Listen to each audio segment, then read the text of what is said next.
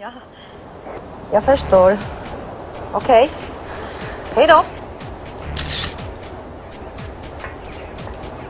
No, mitäs sano? Ei se mitään erityistä. Ei se sitä mitään juttua nosta. Ei se kyllä aio tehdä duuniakaan enää meidän kanssa. Ei vai? Hei, sori nyt. Mä en tiedä mikä muuhun meni. Mä koskaan aikaisemmin tolle ei seurannut. Vieläkin aika vaikea uskoa, että tosiaan löi sitä äijää. No mitäs sä löit?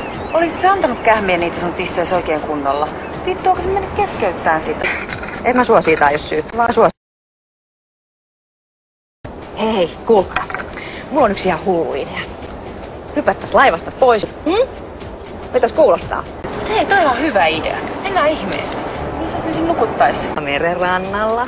Mitä sanotte? Hyvälle. Ihan niin juntti kyllä, että ei täällä pitempään vitsi ollakaan. Eihän täällä mitään tapahdu, kun ei täällä Jussi asus. Missä mun rahat ja liput on? Tässä olisi nyt sitten nämä tiketit. Lähtö on 5. päivä, joo, ja se oli Stokiksesta, siis Tukholmasta.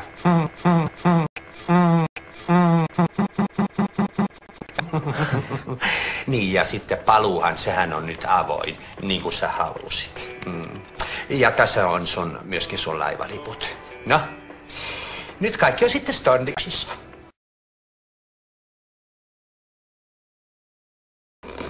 Hei, ihana taranauha. Onko jotain kysymistä vielä? Ei. No, voi harmi, että mä olen sulle kateellinen. Kohta sä makoilet siellä piitsillä yltäpäältä Stondiksissa. Ja siemailet jotain ihanaa paukkaa.